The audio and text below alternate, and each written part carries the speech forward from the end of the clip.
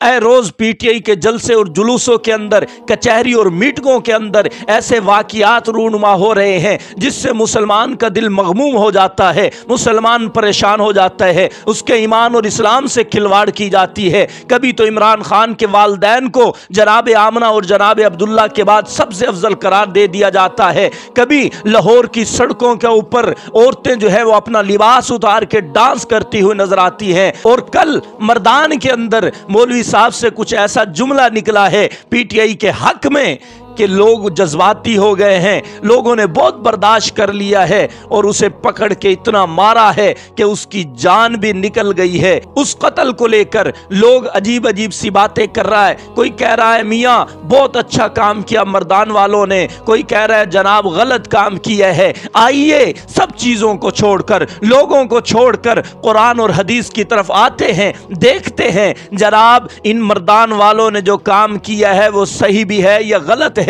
قرآن حدیث کے مطابق ہے یا قرآن حدیث کے خلاف ہے۔ ایک بات کو سمجھیں، شریعت کی نظر میں اگر قتل نہیں بنتا اور بندہ کر دیتا ہے قتل، تو قرآن کہہ رہا ہے 6 پارے کے اندر سورۃ المائدہ کے اندر، من قتل نفسا بغیر نفس او فساد فی الارض فکأنما قتل الناس جميعا۔ اور میاں اگر بغیر کسی جرم کے کسی انسان کو قتل کر دیا گیا، کسی ایک جی کو قتل کیا گیا، گویا کہ سارے انسانوں کو قتل کر دیا گیا ہے۔ قتل کوئی عام بات نہیں ہے۔ آج جس کے موڈ میں آتا ہے، جس کے جی میں آتا ہے، وہ کسی کو گستاخ رسول بنا کر قتل کر دیتا ہے۔ یہ شریعت نہیں کہتی بھائی، یہ شریعت نہیں کہتی۔ ہلکی ہلکی سی بات پر گستاخ رسول، گستاخ رسول۔ آپ کو پتہ ہے ترمذی کے اندر حدیث ہے، حضور اکرم صلی اللہ علیہ وسلم نے فرمایا ادرؤ الحدود بالشبہات۔ میاں یہ جو قرآن اور حدیث میں حدیں بیان کی گئی ہیں کہ فلاں کا ہاتھ کاٹ دو، فلاں کو کوڑے لگا دو، یہ کر دو، فرمایا کہ اگر ہلکا سا بھی شبہ آ جائے نا کہ یار اس کی غلطی اتنی نہیں ہے، ہلکا سا بھی شبہ آ جائے، وہ حدود ختم ہو جاتے ہیں، ساقط ہو جاتے ہیں۔ اور آپ نے ایک بندے کو اٹھا کے قتل کر دیا۔ علماء سے فتویٰ تو لے لیتے کہ اس نے جو بات کی ہے، کیا اس کی اس بات پر قتل اس کا بنتا بھی ہے کہ نہیں بنتا؟ بات سمجھ رہے ہیں آپ کیا کہتے ہیں؟ حد لگانا، قتل کرنا عام بات ہے۔ قرآن کہتا ہے واللاتی یاتین الفاحشۃ من نسائکم فاستشہدوا علیہن اربعۃ منکم۔ اگر تمہیں معلوم ہو جائے فلاں عورت یا مرد زنا کر رہے ہیں تو 4 گواہ ہونے چاہیے زنا کو ثابت کرنے کے لیے، کیونکہ اگر زنا ثابت ہو جاتا ہے تو اس کو حد آئے گی زانی اور زانیہ پر، ہو سکتا ہے ان کو قتل کر دیا جائے، ہو سکتا ہے ان کو کوڑے لگا دیے جائیں۔ تو فرمایا فاستشہدوا علیہن اربعۃ منکم، 4 گواہ ہونے چاہیے۔ اور آپ حدیث کی اور فقہ کی کتابیں اٹھا کر دیکھیں، 4 گواہوں میں بھی شرطیں ہیں، عاقل ہونے چاہیے، بالغ ہونے چاہیے، متقی ہونے چاہیے، اور انہوں نے زنا کرتے ہوئے بیک وقت دیکھا ہو، اور یہ دیکھا ہو کہ آدمی کا نفس عورت کی شرمگاہ کے اندر ہے۔ یہ ساری چیزیں ہوں گی تب تو حد لگے گی، تب تو زنا ثابت ہوگا۔ کوڑے لگنے ہوئے کوڑے لگے جائیں گے، اور اگر قتل کرنا ہوا، سنسار کرنا ہوا، سنسار کیا جائے گا زانیہ اور زانی کو۔ اور اگر ہلکی سی بھی کہیں بھی لچک آ جاتی ہے تو حدیں بھی ختم ہو جائیں گی اور سنسار ہونا بھی ختم ہو جائے گا۔ کسی انسان کے اوپر حد یا قتل کوئی عام بات ہے، ہلکی سی بات پر آپ گستاخ رسول بنا دیتے ہیں۔ آپ کو پتہ نہیں ہے کہ کچھ عرصہ پہلے ایک بینک مینیجر کو گارڈ نے گولیاں مار دی اور کہا کہ یہ گستاخ رسول ہے۔ ہم اس جو گارڈ ہے ہم نے اس کو کندھوں پہ اٹھایا اور ہم اسے بڑا ہیرو اسلام کا تصور کرتے تھے۔ بعد میں جب پتہ چلا بینک مینیجر کا جو فیس بک پیج تھا اس کو کھولا گیا، دیکھا گیا تو سب جگہ پہ اس کا یہ تھا کہ ہم فرانس سے بائیکاٹ کرتے ہیں، ہم فلاں ملک سے بائیکاٹ کرتے ہیں، انہوں نے ہمارے پیغمبر کی گستاخی کی ہے۔ وہ تو عاشق رسول نکلا ہے۔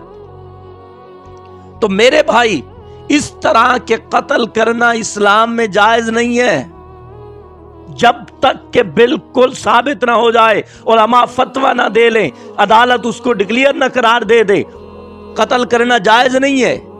ہلکی ہلکی سی بات پر میں آپ کو اپنا مسئلہ سناتا ہوں۔ ایک دفعہ میں نے تقریر کی ایک جگہ پہ، تقریر میں شان قرآن پہ میں نے بیان کیا، فضیلت قرآن، فضائل قرآن، اور میں نے کہا کہ دیکھو قرآن اتنی فضیلت والا ہے کہ قرآن بصورت کلام نفسی رسول اکرم صلی اللہ علیہ وسلم سے بھی افضل ہے۔ اہل علم میری اس بات کو سمجھ رہے ہیں کہ حضور اکرم صلی اللہ علیہ وسلم تو مخلوقات میں سے افضل ہے نا، اور قرآن کی دو صورتیں ہیں، ایک ہے کلام نفسی کی صورت اور دوسرا ہے کلام لفظی کی صورت۔ قرآن سے مراد کلام نفسی ہو تو وہ مخلوقات میں اس کا شمار نہیں ہوتا، وہ اللہ کی صفات میں آتا ہے۔ یہی بات جو ہے وہ امام احمد بن حنبل کرتے تھے کہ القرآن کلام اللہ غیر مخلوق، کہ قرآن اللہ کا کلام ہے، مخلوق نہیں ہے، اور آپ صلی اللہ علیہ وسلم تمام مخلوقات میں سے افضل ہیں۔ یہ بات میں نے کر دی، پھر جناب وہاں پہ جو فساد کھڑا ہو گیا، لوگوں نے کہا جی دیکھو جی نبی کی گستاخی ہو گئی ہے، اس مولوی صاحب کے پیچھے ہم نمازیں بھی نہیں پڑھتے اور اس مولوی صاحب کو ہم مولوی بھی نہیں مانتے، یہ کیا کہہ رہا ہے کہ قرآن نبی صلی اللہ علیہ وسلم سے افضل ہے، اور پھر انہوں نے اپنی طرف سے قرآن اگر نبی بدر میں تو قرآن بھی بدر میں، نبی احد میں تو قرآن بھی احد میں، اس طرح کے دلائل دینا شروع کر دیے تھے۔ گویا کہ لوگوں نے میرے پیچھے نمازیں پڑھنا چھوڑ دی تھی اور کہہ رہے تھے کہ یہ نبی کا گستاخ ہے۔ تو میرے بھائی بات کو سمجھا کریں، بات سمجھ رہے؟ وہ جیسے سری لنکن والے کو ہم نے کیا کیا ہے، مار دیا ہے، بعد میں پتہ چلا ہے کہ وہ تو کوئی گستاخ رسول تھا ہی نہیں۔ اس طرح کے معاملات کو روکنا ضروری ہے، قرآن حدیث اس کے خلاف ہے۔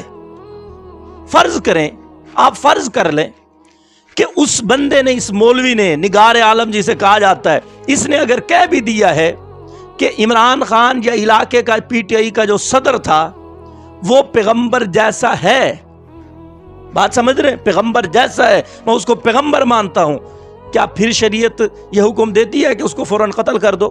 وہ مرتد ہو گیا ہے نا، اور مرتد کے لیے کیا حکم ہے؟ اس کی بات کو سنا جائے اور سن کر اس کی بات کو رد کیا جائے، علماء اس کو جواب دیں، اس کو مطمئن کریں، اس کو کئی دن کی مہلت دیں، اور پھر جا کر عدالت اس کے بارے میں فیصلہ کرے گی کہ اس کے ساتھ کرنا کیا ہے۔ اور میں تو یقین سے کہتا ہوں اس نے یہ تو نہیں کہا ہوگا کہ یہ جناب جو ہے وہ عمران خان یا فلاں جو ہے وہ پیغمبر ہے۔ ہاں، اس نے سمجھنے میں فرق ہے، جس طرح آپ کہتے ہیں کہ خدا دا پکڑیا چھڑاوے محمد، محمد دا پکڑیا چھڑا کوئی نہیں سکتا، بظاہر تو اللہ کی گستاخی ہے، لیکن شاعر سے پوچھا جائے گا کہ اس کا مطلب کیا ہے؟ اگر وہ مطلب ہم جان لیں تو پھر ہم بھی کہتے ہیں کہ یار بات تو ٹھیک ہے کہ اگر خدا کسی کو پکڑ لیں اور حضور اکرم صلی اللہ علیہ وسلم شفاعت کر دیں تو اس کی چھوٹ ہو جائے گی، لیکن اگر حضور اکرم صلی اللہ علیہ وسلم کسی کو پکڑ لیں قیامت والے دن اور یہ کہہ دیں کہ اللہ اس کو آپ جہنم میں ڈالیں، تو کیا اللہ چھڑوائیں گے اسے؟ یعنی چھڑوا تو سکتے ہیں لیکن چھڑوائیں گے نہیں، اس کو جہنم میں ڈالیں گے۔ تو ایک بات ہماری سمجھنے کے لیے اور ہوتی ہے، ہم دوسرے اینگل سے ایک بات کو لے رہے ہوتے ہیں اور کہنے والے کا مقصد اور ہوتا ہے۔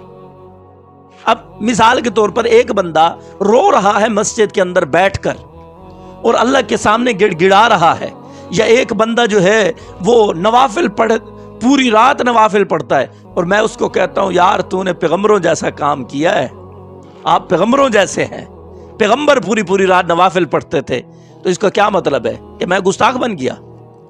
میں تو یہ کہہ رہا ہوں کہ جس طرح پیغمبر پوری رات نوافل پڑھتے تھے آپ نے بھی ویسے پڑھ دی، آپ نبی کے طریقے پر چلے ہیں، تو یہ گستاخی تو نہیں ہے۔